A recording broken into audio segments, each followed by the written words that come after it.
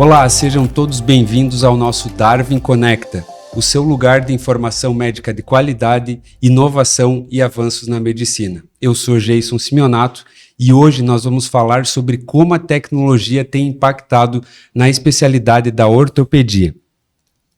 Temos o apoio de Darwin Saúde, uma plataforma inteligente que conecta médicos e pacientes. E nesse episódio de hoje temos a honra de receber dois colegas ortopedistas com um enorme conhecimento e que são referência aqui na nossa região. Em primeiro lugar, quero apresentar o Dr. Mário Burigo Filho, ortopedista, cirurgião do joelho e médico do esporte.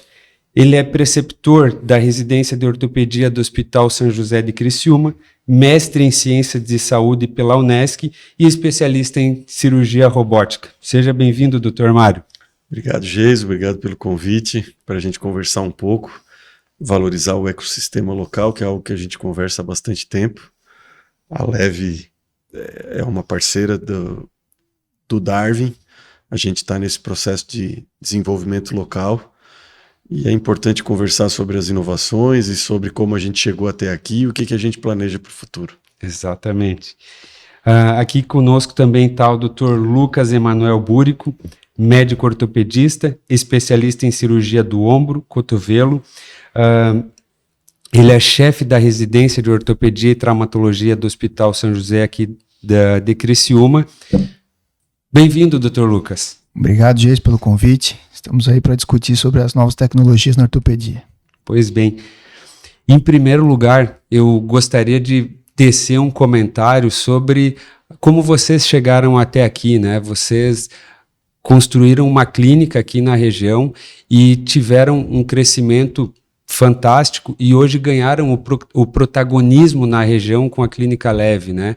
E isso não aconteceu ao acaso. Eu, conversando com vocês e vendo a história de vocês de perto, eu vi que teve um grupo de médicos que se tornaram muito bons gestores e conseguiram trazer resultados para a região. Como é que foi essa migração do médico para o gestor? Eu penso que essa migração ainda não terminou. A gente realmente, a Leve vai fazer 6 anos de ser um ambiente físico, mas ela nasceu há 7, 8 anos atrás, a partir de praticamente 5 dos seus sócios majoritários que pensaram esse processo. E aquela coisa, né, Jason? Marinho, eu tinha uma formação por causa de gestão do esporte com as demandas que eu trabalho com esporte. Quando a gente começou a fazer a Leve, eu comecei a identificar que aquilo que eu tinha feito de formação de gestão esportiva tinha muito da questão da gestão administrativa, e isso foi me empurrando para essa situação de pensar a clínica no seu modelo de gestão. E isso a gente se juntou, o Lucas é meu sócio, junto com mais 3 ou 4 sócios à época, e a gente resolveu fazer um planejamento estratégico de marca. Isso tem muito também do trabalho de marketing que a gente fez em cima da marca, como que a gente queria identificar ela no mercado, e as pessoas que trabalharam conosco na formação da marca nos insistiram e nos ensinaram bastante que isso seria importante. Então a gente se reuniu na época e fizemos um planejamento estratégico, a gente pensou na nossa missão, a gente pensou na nossa visão de mercado e nos nossos valores. E desde o princípio a gente entendeu que o nosso core seria sempre pensando no futuro em ortopedia. A gente, sob um certo ponto, até nasceu um pouquinho grande do ponto de vista físico, que hoje já está se tornando pequeno. A gente teve a oportunidade de introduzir outras especialidades na Leve, na necessidade até de pagar suas contas mensais, mas a gente nunca fez isso sempre pensando naquilo que a gente planejou, que foi missão, visão e valores e core em ortopedia. Isso realmente fez a gente se tornar, eu digo sempre, mais por obrigação do que por necessidade de correr atrás do processo de gestão, Eu posso falar aqui por mim e pelo Lucas, a gente desenhou um fluxograma de administração dentro do nosso estatuto, do nosso regimento interno. Então, hoje eu sou o diretor presidente da Leve, o Lucas é o diretor vice-presidente da Leve como representante, nós dois, dos sócios majoritários, e nós temos o Erickson, que é meu sócio da equipe de joelho, como diretor administrativo junto do organograma administrativo da clínica, junto com uma pessoa que é muito importante, que é a Tamara, que é a nossa gerente, que está conosco há 7, 8 anos. E vocês fizeram uma gestão administrativa formada por médicos ainda, né? Lucas, a gente começa a escutar agora fluxo de caixa, DRE, planejamento estratégico. Aonde que a faculdade de medicina te mostrou essas coisas? Tu aproveitou alguma coisa da formação médica para gestão? Na verdade, não. Eu, por sorte, tive um pai empresário e tive a influência dele em casa, mas foi o Marinho que puxou mais essa parte de gestão e trouxe livro, trouxe bibliografia e vai lendo daqui, lendo de lá, vai discutindo, vai conversando e a gente vai aprendendo tudo de novo, né? Faz uma formação nova. Claro que não me considero um formado em administração, nem isso, mas a gente se puxou bastante, a gente leu bastante coisa sobre o tema. Porque na medicina a gente tem uma particularidade, a gente sai da faculdade com zero conhecimento de gestão mas a gente não sabe o valor do teu serviço. Gerencia alguma coisa, porque a gente acaba numa microempresa, tu tem a tua secretária, tu tem o pessoal para dar manutenção da tua clínica, mas o que tu estava falando, a gente não sabe precificar. A gente tem um dos defeitos.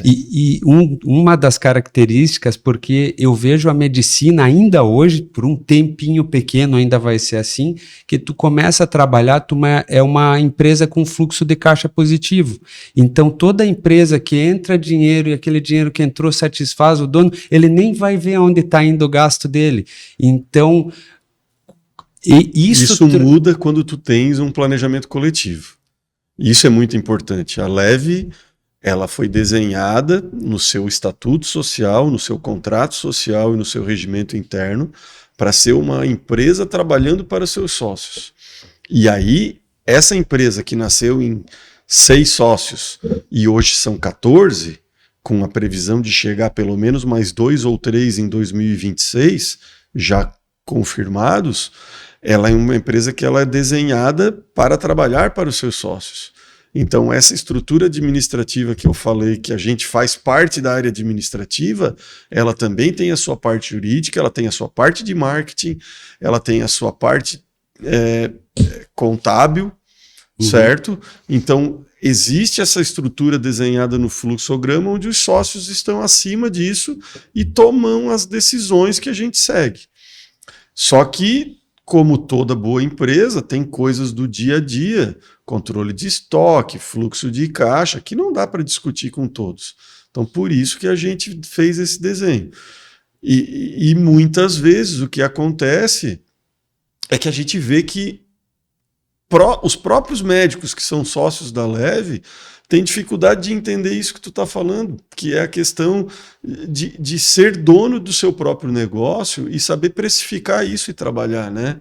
Exatamente. A Leve, por sorte, ela vem num crescimento exponencial.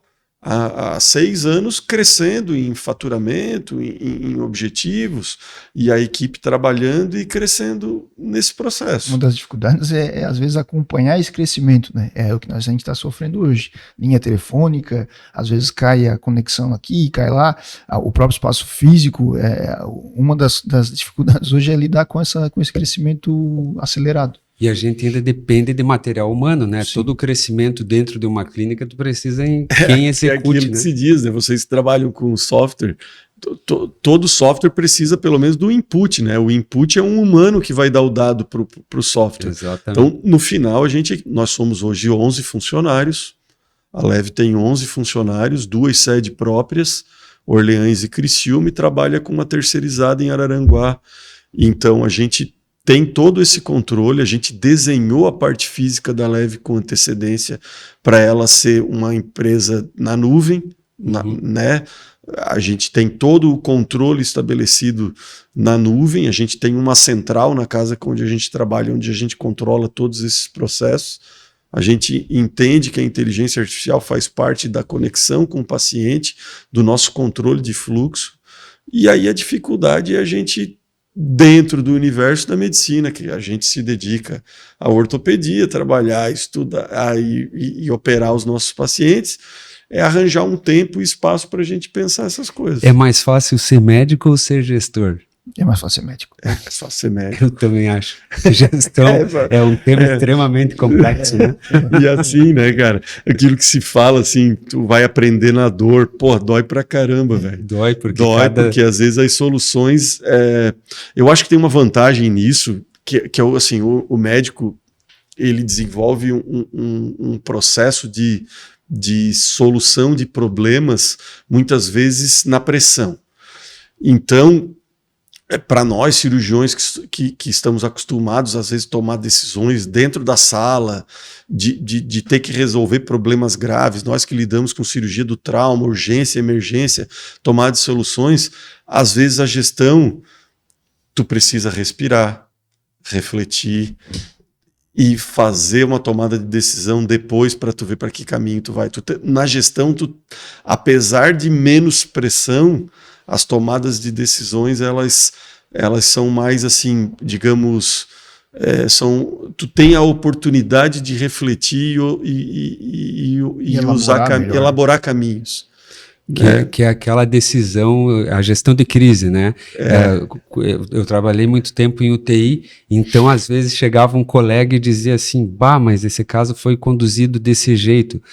Poderia ter sido feito diferente, eu faço uma crítica, cara, mas naquele momento que o bicho estava pegando, né? Vocês no meio de uma cirurgia, tu tem que ter uma decisão super rápida, é a melhor que veio na tua cabeça com a tua experiência naquele momento, né? Então, essas coisas. E, Lucas, olhando para fora, assim, o que tu acha que nossos colegas erram como gestão de empresa hoje? Porque a gente vê o médico sendo médico e tendo uma clínica e ele continua sendo só médico, né? Assim, os principais erros, sim, primeiro é se isolar, né? Achar que eu posso ser dono do meu próprio consultório. Hoje, com tudo estando mais elevado, o preço e tudo, eu acho praticamente... sai daquilo que tu falou, né, de o caixa dar positivo no final. Se o cara não cuidar, daqui a pouco o caixa dá negativo, né? Depende, se ele não souber precificar, ele corre esse risco. E a Leve, ela te dá um poder, uma sociedade, vamos dizer assim, te dá um poder maior de agregar outros produtos, né, produtos internos da clínica. Por exemplo, um setor administrativo, que é o carro-chefe, o setor jurídico, contábil, né?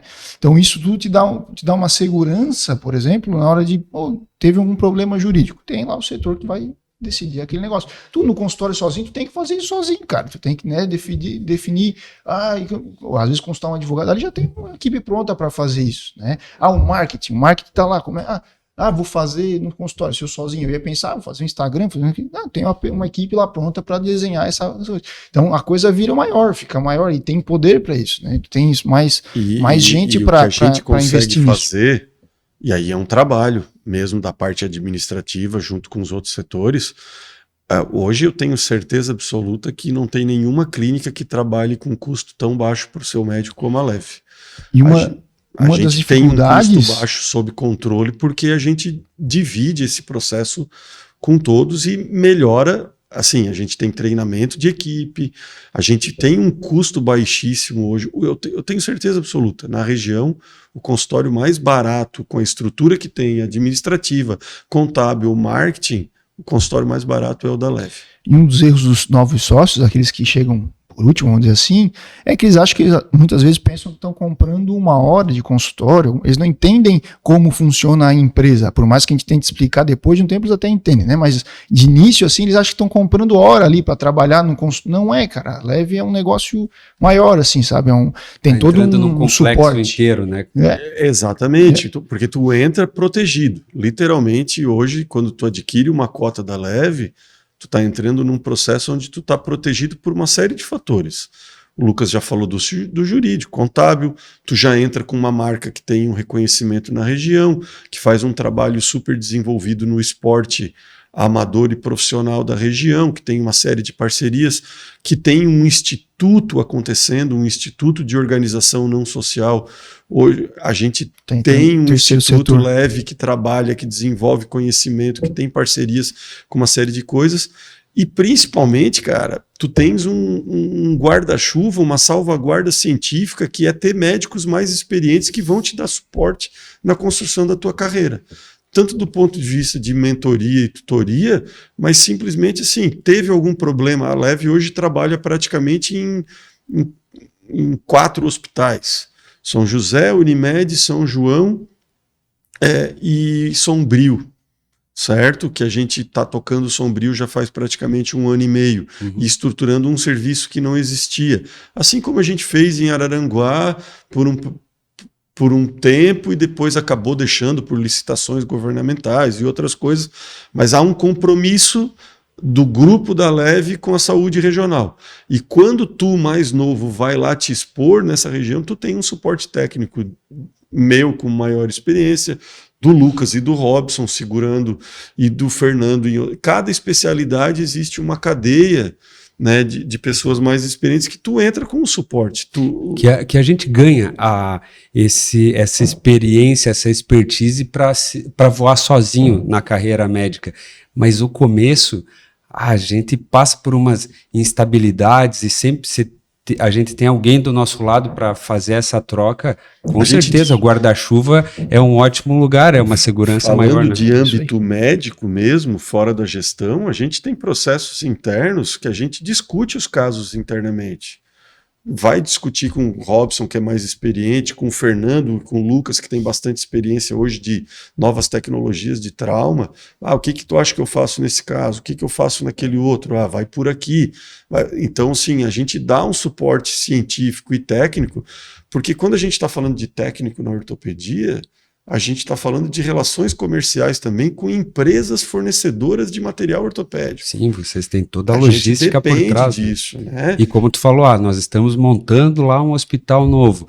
É toda uma parafernália de equipamento que vai ter que estar lá no dia que tu vai fazer a cirurgia. E aí, vamos montar o Hospital de Sombrio, vamos estruturar o Hospital São José de forma diferente. A gente está sentando com a direção do hospital e chamando empresas que a gente conhece, que trabalham há muito tempo, para melhorar o suporte, para que na hora da cirurgia não falte uma placa, não falte um parafuso, não falte um fixador externo. Tudo isso demanda uma relação comercial e lá no fundo gestão. Sim, né? Com certeza. Então a gente dá isso para a galera que chega mais nova, para os médicos que sejam mais novos. Porque tem muito disso, como a gente vinha falando, e como tu falou, que a faculdade não nos mostra isso, né, meu? Tu cai no meio da cova dos leões ali e tu tem que te virar com o que tu tiver. E hoje o pessoal tem que prestar atenção que às vezes tu entra num plano de saúde, o plano precifica quanto vai custar a tua consulta, e se tu colocar na ponta do lápis a tua hora, a sala não paga. É maior do que o que tu tá atendendo lá, né? A gente já conversou isso pessoalmente, né? Marinho, hoje eu tenho uma preocupação, acho que como todos nós, com o futuro da saúde no Brasil. A gente está vendo aí os grandes players do mercado de saúde fora da Unimed, que é um sistema cooperativo, dizendo pelo amor de Deus, pedindo pelo amor de Deus para o governo federal, dizendo que eles querem ajudar a estruturação do SUS, porque esses players não estão conseguindo pagar a conta. Exatamente. Certo? E o próprio sistema cooperativo Unimed sofre uma série de dificuldades porque tem muitas unidades cooperativas que não deram lucro no ano de 2024. Então o mercado de saúde ele passa por um momento crítico e aí a nossa ideia é sempre pensar nisso e estar preparado para essas movimentações. Eu hoje posso dizer, eu e o Lucas com orgulho, que a Leve tem um processo positivo, de caixa, de funcionamento, e ela depende quase zero, menos de 2% do sistema de saúde suplementar. A Leve anda pelas suas pernas e ela não depende do sistema de saúde suplementar. A gente teve em 6 anos um crescimento de mais de 1000% no faturamento da empresa, muito mais de 1000% no faturamento da empresa, não dependendo da saúde suplementar, e atuando muito no âmbito de saúde do SUS, no Sistema Único de Saúde do país, que hoje 75% da população está alocada nesse processo. Então isso é um compromisso que a gente tem internamente de acreditar nisso e observar para onde vai o mercado. Isso é um desafio grande. Planejamento, né? Visão. Planejar, visão, entender isso. Exatamente. Bem, mudando o contexto agora do nosso rumo de conversa aqui, a ortopedia ela vem experimentando todo o potencial de inovação que ela conseguiu esses últimos tempos. A gente saiu de uma imagem 2D, que é o raio-x, como nós estávamos falando, para uma imagem 3D lá da tomografia, e hoje vocês conseguem girar essa imagem, fazer testes nela até chegar numa reconstrução, numa peça em 3D para fazer uma cirurgia, ou então na cirurgia robótica. Para vocês têm especialidades diferentes dentro da ortopedia. Quais dessas nuances que impactou mais no dia a dia de vocês? Eu vou começar porque ele tem mais coisas para falar aqui, mas vamos lá. O ombro, ele é muito, se a gente for levar em consideração o osso, né, do quadril, do joelho, o ombro tem muito menos osso, ele tem muito mais partes moles. Numa cirurgia de ombro, tu enxerga pouco osso. Uhum. E o que eu enxergo do osso é uma bolinha, e atrás dele tem uma quilha, que é a escápula, que tu não tem ideia para onde é que ela está indo e tal. E uma das revoluções na cirurgia do ombro foi a possibilidade de eu planejar a cirurgia, ela virtualmente, né, através de software. Então, hoje, para fazer uma prótese de ombro, uma prótese reversa, que é o que está na moda, a gente consegue planejar através do software. Ali foi a sementinha para começar a desenvolver o robô. Eu brinco que o ombro começou primeiro porque o ombro tinha mais dificuldade para enxergar melhor a articulação, para ver além do que tem da cirurgia. E a gente começou a experimentar isso através de modelos virtuais e operando virtualmente, fazendo a cirurgia do paciente no computador, já sabendo o tamanho da prótese que usar, a profundidade dos parafusos que eu tenho que inserir, para que direção eu tenho que mirar na hora que eu estou na cirurgia. A gente consegue fazer cálculos precisos no computador, saber aqui eu tenho tantos milímetros dali para lá. Então eu levo todos esses cálculos para a cirurgia, impresso. A gente tem um protocolo que imprime e diz todas as alterações que eu estou pensando em fazer no paciente, o que eu preciso corrigir, o que eu preciso... E isso dá uma maior segurança. Só que aí começou a se notar que aquilo que eu planejava nem sempre eu conseguia reconstruir. Dependia muito da habilidade do cirurgião para reconstruir aquilo que está planejado virtualmente. Né? Ô Lucas, e é com o exame de tomografia? Isso, uma tomografia simples. Coloca as imagens dentro do software, ele baixo o Daikon. Não precisa, vamos dizer, a empresa de vocês ter um tomógrafo lá dentro. Vocês conseguem pegar um exame de fora. A tomografia da região aqui supre, a gente extrai o arquivo Daikon que fala e joga no software, ele lê sozinho, já carrega já me dá todas as informações e já consigo mexer e fazer tudo ali na hora mesmo. E aí essa necessidade de eu conseguir transcrever do computador para o paciente, aí começou a surgir o robô, que é um braço mecânico que vai garantir que a gente consiga transformar aquela cirurgia, transportar aquele planejamento diretamente para o paciente, com erro aí de milímetros, ou nem dá para considerar que é erro, porque é uma coisa impressionante, assim, a precisão, né, de tudo. E fora isso, ainda tem as impressões, também utilizando a tomografia, a gente ainda tem a impressão 3D, né?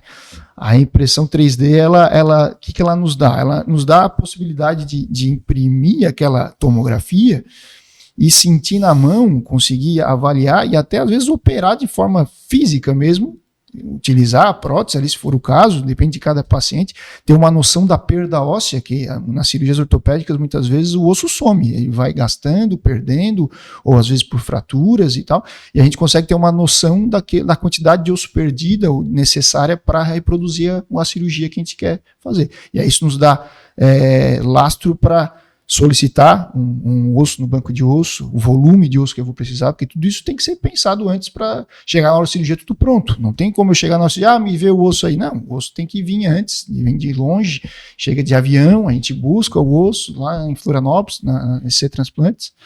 E em cirurgias robóticas em outras áreas que não a ortopedia, muitas vezes a gente vê microincisões, né? Não é o caso da ortopedia, né? Porque tu consegue melhores acessos e mais precisão.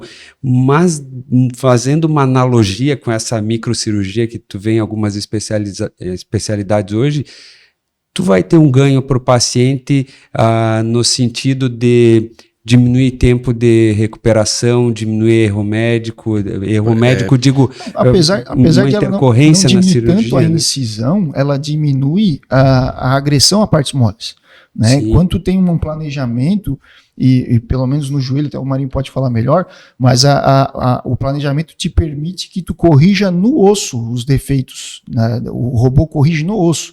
A técnica de cirurgia do joelho que a gente faz liberação de partes moles para recuperar o balanço e tal, mas com o robô tu não precisa mais fazer essa liberação em partes moles, que seria agredir mais o tecido muscular ao redor eu penso assim, ó, eu penso que a inteligência artificial, esses modelos 3D, eles nos permitiram duas coisas: entender melhor a anatomia, como o Lucas falou, quando a gente imprime e olha na mão, a gente imprime as coisas em tamanho natural, do tamanho do paciente. De detalhe, né? A gente está olhando detalhe.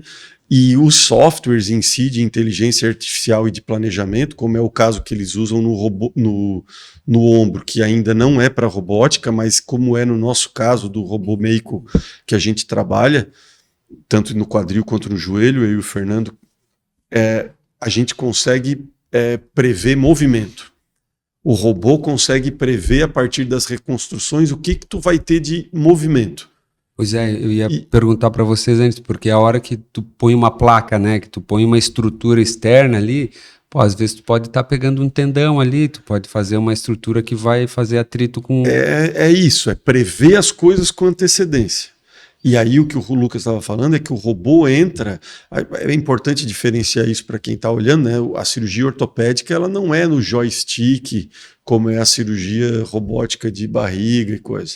O robô ele está ele está inserido de forma semi-assistida, como se fala, ele está inserido no processo cirúrgico e ele entra para me ajudar a executar os cortes ósseos e o posicionamento de próteses.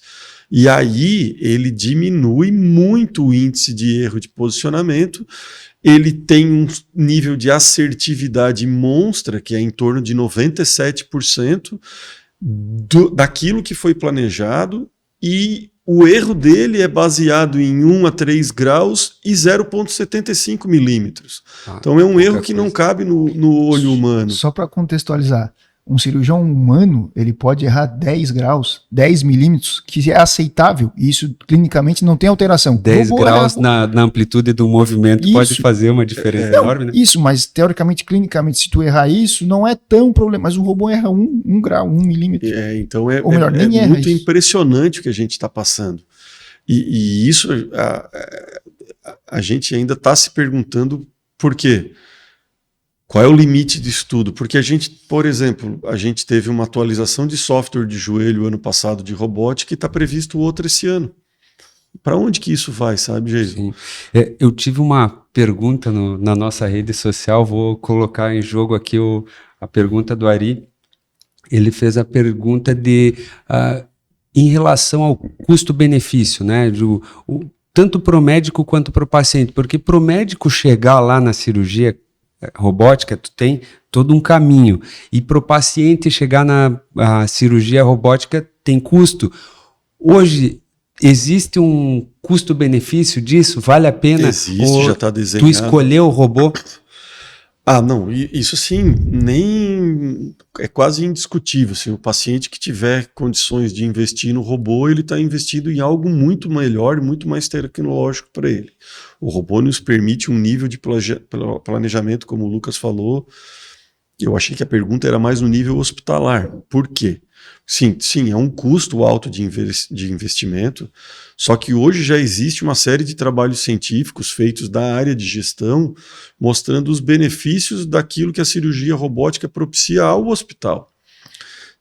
Do ponto de vista financeiro, as coisas se resolvem quando tu tem de relação de custo de investimento e retorno, quando tu tens uma cirurgia com a robótica que é extremamente menos invasiva, menos agressiva, preserva mais partes moles, como o Lucas estava dizendo, isso no joelho é uma realidade. Eu consigo fazer uma cirurgia de prótese de joelho agredindo muito menos, mesmo abrindo um joelho, eu agrido menos partes moles para implementar, para colocar aquela prótese no joelho do paciente. Ele recupera mais rápido, ele tem aquilo que se chama de fast track, ele vai embora. Ele já usa muito, com a ajuda do processo de anestesia, que evoluiu muito com os bloqueios regionais que eles fazem para nós em cirurgia, tu tem menor uso de medicamento e os índices de complicação caíram muito, porque tu tens uma maior assertividade na colocação da prótese, e a longo prazo o que está acontecendo? Está diminuindo o número de revisões.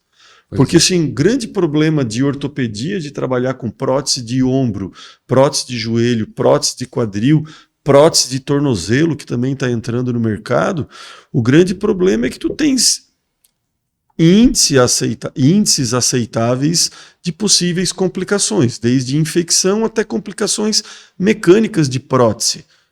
As complicações mecânicas geralmente estão relacionadas a um mau posicionamento. Então, o índice de mau posicionamento, a gente teve nos Estados Unidos, aí o Fernando no CCJR, que é o maior congresso mundial só de prótese, assim, chegou num ponto que está todo mundo com dificuldade do processo de entender como é que a gente vai resolver o processo das infecções hospitalares. Ponto. Agora, as questões de posicionamento e de mecânica das próteses, as complicações estão caindo.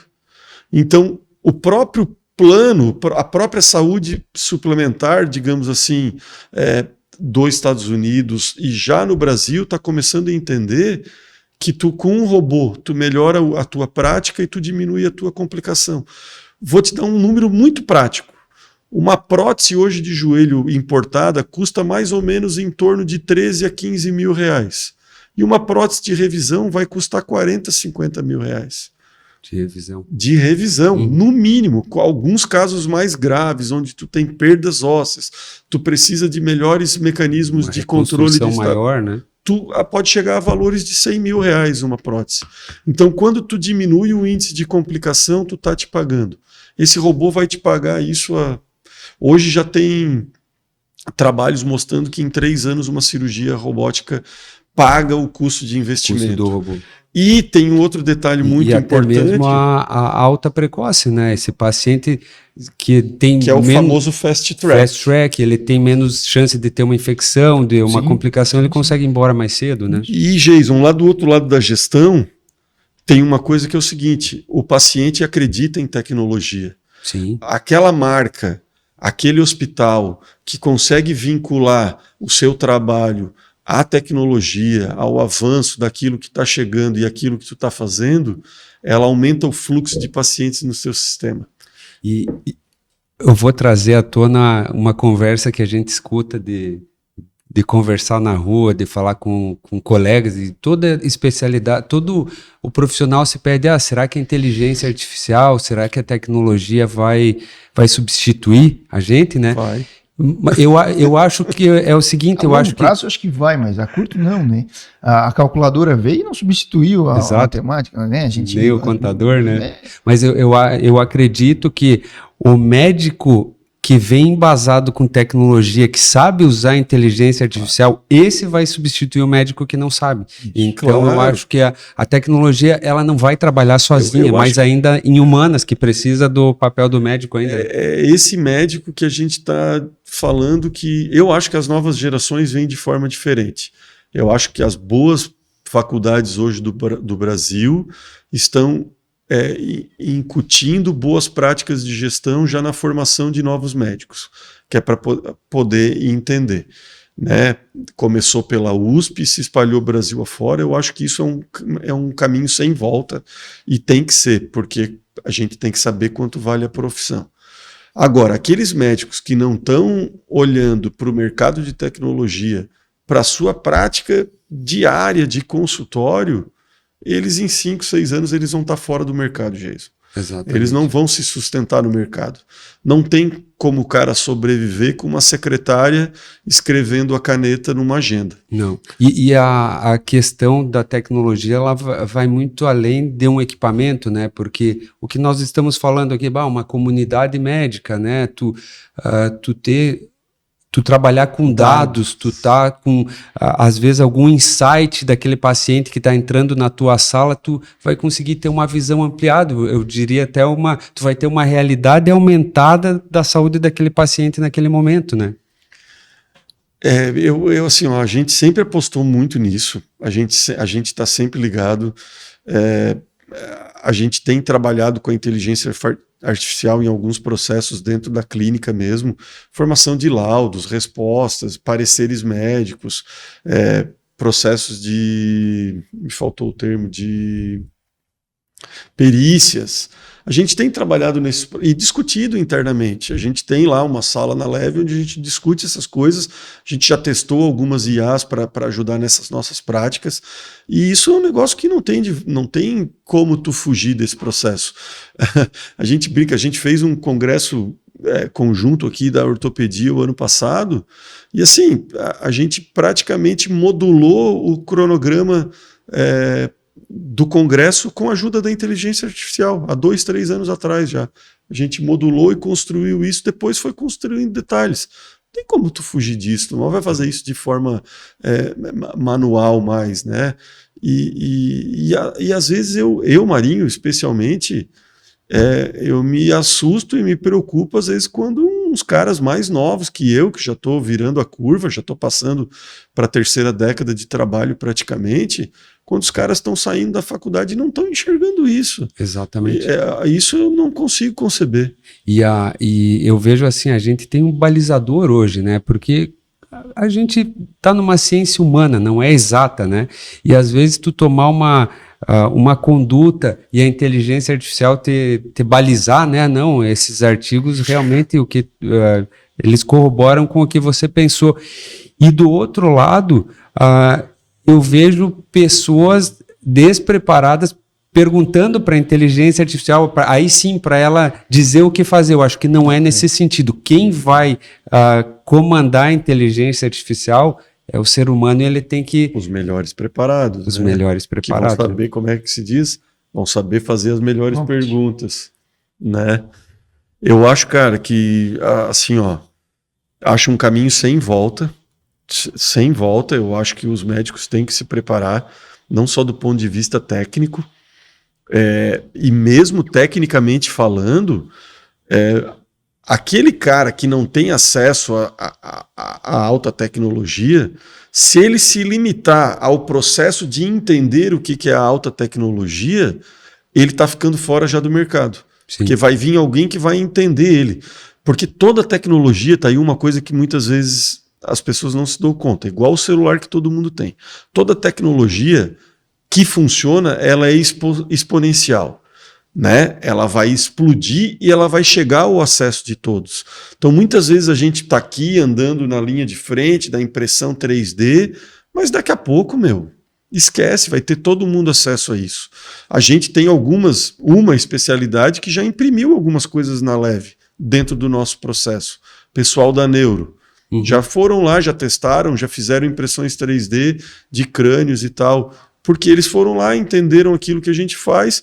Então, eles têm a oportunidade de levar isso para dentro da especialidade deles? Tem. Mas se eles não entendessem isso antes do que a gente faz, a gente também busca isso em outras especialidades. Exato. E a gente tem uma formação voltada para o cliente final, para o paciente, né?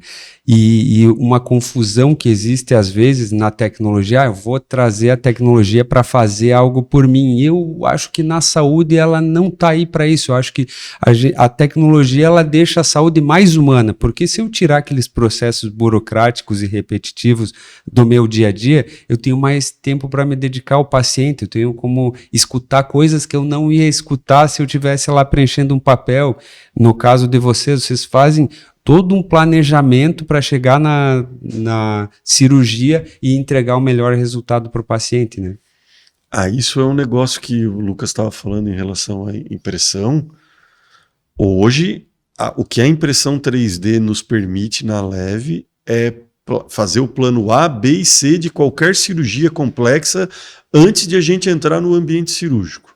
A gente reproduz os modelos daquilo que a gente vai encontrar. A gente tem, eu estava falando antes aqui, a gente usa um sistema que é 3D for Solutions, que é de um mentor e professor nosso, colega, que é aqui de Camboriú, uma startup também, igual a Darwin, um cara que estuda muito essa questão da imagem, da tecnologia. A gente usa um software dele que nos permite segmentar imagens de ortopedia.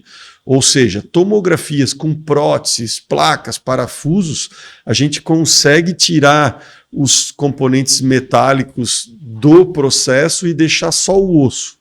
Isso nos dá uma mensuração do estoque ósseo antes de cirurgias complexas, que nos permite pensar com antecedência e chegar com rotas estabelecidas. Se der errado por aqui, eu vou pela outra rota ou eu vou pela terceira via. E muitas vezes a gente faz uma sujeirada na nossa sala lá da Leve, que é fazer a cirurgia 2, 3 dias antes, lá no nosso ambiente, nos ossos impressos em 3D. E como eu estava te falando antes, esses mesmos ossos, a gente esteriliza eles e leva para a hora da cirurgia, porque obviamente que na hora da cirurgia tem sangue, tecido, fibrose, tendão, músculo, até chegar no defeito ósseo. E ler isso com antecedência nos permite entender melhor a anatomia daquilo que a gente vai chegar. Então, a gente não se vê mais, Jason, né, Lucas? Sem fazer isso. A gente não se vê mais indo para uma cirurgia sem fazer esse tipo de coisa antes. Isso antecipa muito os problemas, né? Tu consegue, no meu caso de instabilidade, eu tenho uma luxação do ombro, o ombro desencaixa um do outro, aí tem a lesão bipolar, ou seja, perda óssea nos dois lados da articulação, e eu quero reconstruir aquilo e testar se aquilo vai dar estabilidade. Eu faço isso no modelo 3D. Eu imprimo, vou lá, faço. Aí já vou para a cirurgia sabendo que vai funcionar. Ou que não vai funcionar aquilo, eu tenho que fazer outra coisa. Não vai fazer um teste lá em logo. Não vou testar na hora. Não funcionar foi um erro nosso, técnico, sim, que é passível de acontecer. Então a gente faz leituras, a gente revê casos, porque, por que isso aqui não funcionou? Onde é que a gente errou? O que a gente não viu? Sim. Sabe? Isso melhora o teu índice de assertividade. Isso é tecnologia purinha. É usar da tecnologia para o nosso dia a dia. Mas, como tu disse, isso vale para a nossa anamnese, vale para o nosso tempo de consultório, isso vale para o nosso fluxo de caixa, isso vale para o nosso controle de estoque. Se eu não tiver tudo isso azeitado, as coisas não vão girar, né? E uma coisa que eu vejo é que isso aí que vocês estão utilizando está na mesa, né? A inteligência artificial está na mesa para todo mundo, mas ainda tem gente com resistência, com descrença e alguns poucos, como vocês, que não acredito que seja a maioria da medicina, assim, que vocês têm essa visão e conseguiram incorporar, não só foram lá experimentar para ver se dava certo, mas vocês conseguiram incorporar no dia a dia. A gente conseguiu incorporar, foi um processo... É que a Leve, ela sempre nasceu para fazer o diferente, né? Já começa pelo nome, a gente já começou leve para sair da ortopedia pesada. E dali, isso impulsiona a gente a fazer diferente, fazer melhor, e aí a gente está sempre em busca aqui, na província. Hoje a gente tem orgulho, esses processos de 3D e a própria robótica, isso que o Lucas faz, a gente tem números que a gente briga com grandes centros. A gente faz coisas aqui que não se fazem, às vezes, em alguns centros aí. A gente está trabalhando hoje com aquilo que tem de mais importante na tecnologia da ortopedia, a gente faz em Criciúma. Exatamente, porque a informação está no mundo todo, sim, né? E só uma dúvida que me faltou, a cirurgia robótica, ela não é disponível para todas as áreas da ortopedia, né? Hoje a gente tem bem delimitado isso, joelho e quadril. E o ombro está chegando. Vai chegar para o ombro, esse robô que a gente já trabalha, a gente já está vendo trabalhos nos Estados Unidos. Deve chegar. O ombro eles começaram nos Estados Unidos agora em dezembro. Já fizeram 6 cirurgias de ombro e eles estão começando a desenvolver isso. Já está desenvolvido, na verdade, então já fazendo pacientes com cirurgia com robô. E isso em breve está aqui. Eles prometeram para final do ano. Já tem robôs diferentes para posicionamento de parafusos em coluna, já tem outras inteligências artificiais nesse sentido. E na Índia, cara, porque a gente não dá muita bola, né? A gente vive no Ocidente, cara. Por incrível que pareça, a Índia tem um robô de joelho que ele é ativo. O que isso quer dizer? Depois de tu abrir, expor o joelho e fazer o planejamento, o robô trabalha sozinho. O robô mais... Nem pilotar um Boeing, tu tira ele do chão e deixa acontecer. Mais ou menos.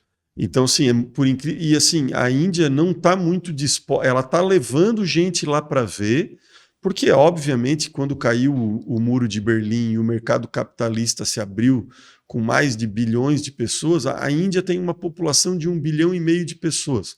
Imagina quanto joelho, quanto quadril, quanto ombro tem para operar lá internamente no mercado deles. Não, e a questão da legislação, né? Eu vejo extremamente... aqui no Brasil seria extremamente difícil deixar um robô operar sozinho, quem quer que seja, né?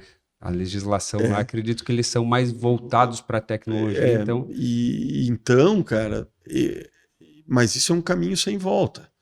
Vai chegar um ponto que muito provavelmente esse robô vai fazer coisas que eu vou assistir num ambiente para controlar possíveis coisas. E isso... da mesma maneira que ele veio crescendo a capacidade dele de forma exponencial, eu acredito que isso tudo vai ser muito rápido, cara. É só a gente ver o que está acontecendo aí. Então a gente tem que acompanhar de perto e estar colado no processo. E às vezes eu fico pensando, né?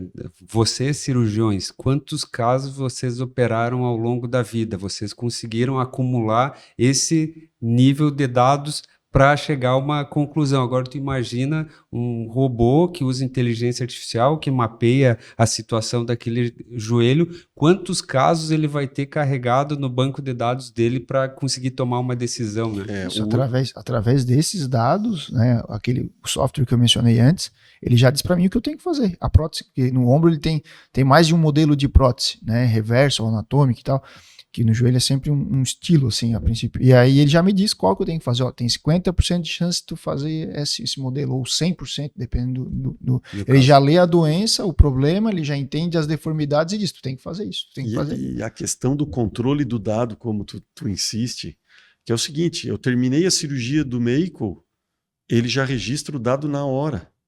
Terminou a cirurgia, a gente faz todos os registros, ele já foi para o sistema lá da Stryker nos Estados Unidos, que hoje tem mais de 2 milhões de cirurgias já registradas. Tu entendeu? Então, tu imagina o que esse sistema faz com 2 milhões de registros de prótese. Os cálculos que ele faz que a gente não tem capacidade de fazer. Ele está aprendendo com médicos do mundo inteiro, né? Exatamente, com todo mundo. Então, eu, Marinho, que fiz 1 milhar de próteses ao longo dos anos de carreira, não consigo metabolizar esses dados como o cara faz em questões de segundos. Então é bem isso. Muitas vezes ele pega um caso e diz assim, em segundos a prótese vai ser assim, desse jeito. Depois tu faz pequenos ajustes, né? Porque tem a experiência do cirurgião, como é que isso vai... Mas é uma coisa incrível, né, cara, que a gente está passando. Sim. É muito... O Lucas e o Robson, que vem fazendo próteses de ombro reversas, são um dos grupos do Brasil que mais fez prótese reversa de ombro. Na hora que chegar o robô, eu tenho certeza que eles vão ficar loucos. Porque foi isso que aconteceu comigo com o Fernando, entendeu? Porque um troço de um nível assim que, às vezes, o paciente pede para a gente explicar. Eu disse, cara, a melhor maneira de dizer, tem dinheiro para investir? Aposta. Porque é um custo, hoje, para um custo do paciente, do valor de uma prótese, ele gasta... para usar o robô, 10 mil a mais, 11 mil a mais, que é o custo do robô. Sim. Certo? Cara... Vale a pena, né? Pô, bicho, se for botar e isso... se tu pensar que tu vai botar uma prótese que tu vai usar ela quantos anos da tua vida, né? Exatamente. Essa é a ideia. A longevidade aumenta, né, quando tu faz uma cirurgia robótica. Isso que pega. Isso é outra questão das próteses, né? A questão da longevidade, que diminui diminui as complicações, melhora a longevidade e a vida útil dessa prótese que vai acontecer. Sim. Então, cara, isso é tecnologia do mais alto padrão que está aqui e está revolucionando nossa prática. Verdade. Gente, eu acho que o papo voou, né? A gente abordou novidades e acho que a gente arriscou um pouquinho de futurologia aqui também, né? Mas com isso eu quero deixar uma pergunta que eu deixo no final de todo Darwin Conecta. Eu quero que vocês dois me respondam o que vocês acham que vai acontecer com a ortopedia daqui a 15 anos. Como é que vocês acham que vai ser a profissão de vocês daqui a 15 anos? Sabendo que hoje a gente já está nesse nível do robô, né? Cara, 15 anos eu acho que até é muito, mas que eu imagino que em 10 anos já vai ter mudado. 15 anos eu acho que o robô tá assumindo tudo. Eu acho que, não assumindo no sentido de decisão e coisa, mas de cirurgia eu acho que já vai assumir tudo. Porque o que esses robôs que aparentemente não, eles são assistidos, né? A gente utiliza eles durante a cirurgia, que eles são capazes de fazer e com certeza vão ser capazes de operar sozinho. É só observar daí. Eu acho que a gente, assim, para o público-alvo aqui entender, a gente pode jogar ortopedia e traumatologia em vários segmentos. Eu acho que o trauma vai continuar sendo uma grande ciência humana ainda, que são aquelas coisas do imediato, da decisão, né? Da urgência e da emergência. Vai demorar para esse processo de alta tecnologia, mesmo que a gente trabalhe com isso, entenda, né? Provavelmente a inteligência artificial vai entrar com tudo no processo de diagnóstico por imagem e talvez a gente consiga linkar a inteligência artificial com software de planejamento de cirurgia e que já te diga assim, esse tipo de fratura tu vai resolver melhor com esse padrão de placa, com esse padrão de haste.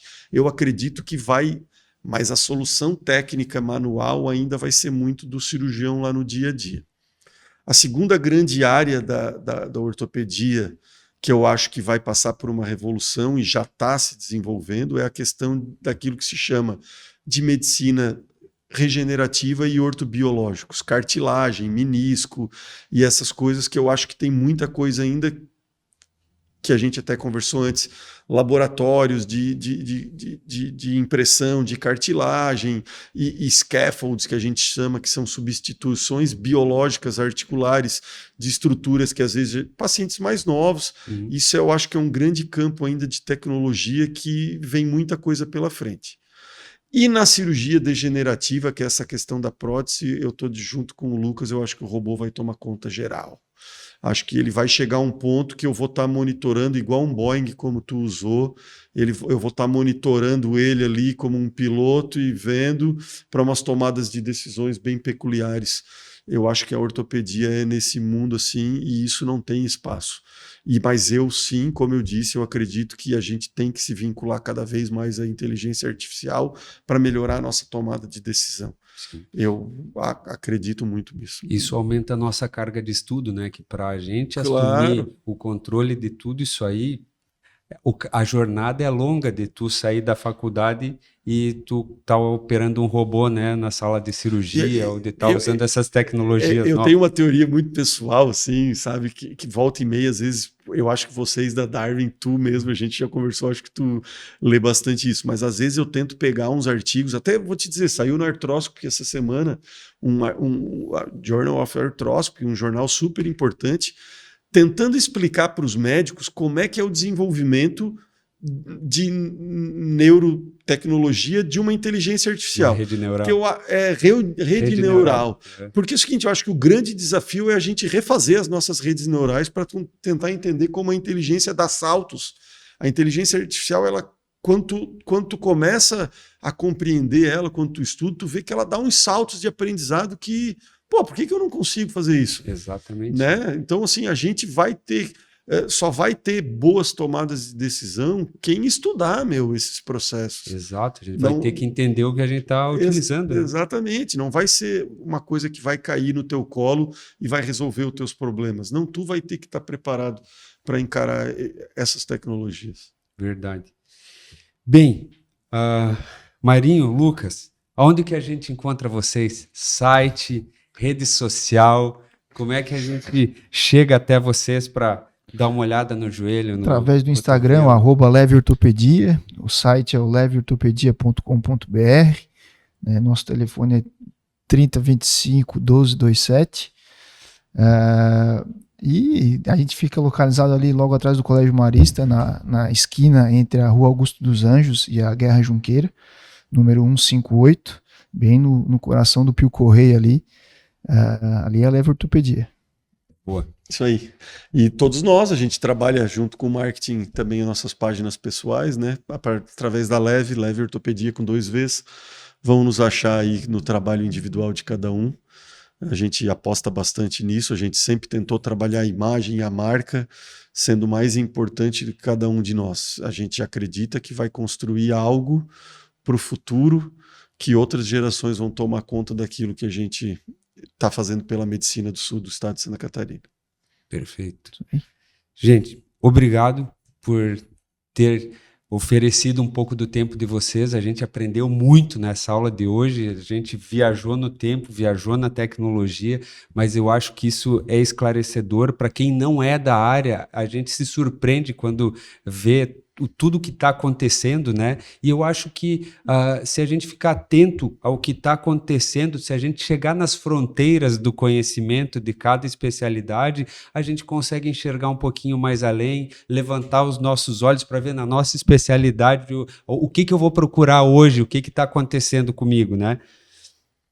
Bem, deixo o convite a todos que estão nos assistindo aqui a seguir a nossa rede social, @DarwinSaúde, para vocês entenderem um pouquinho mais da plataforma. Convido os colegas médicos a vir não só para um sistema de gestão de clínica e consultório, que a gente faz isso muito bem, mas é um sistema que gera uma comunidade médica, uma rede de conhecimento, e aqui dentro vocês não vão estar sozinhos. Seu consultório vai estar inserido num contexto de tecnologia e informação. Era isso, encerramos mais um Darwin Conecta.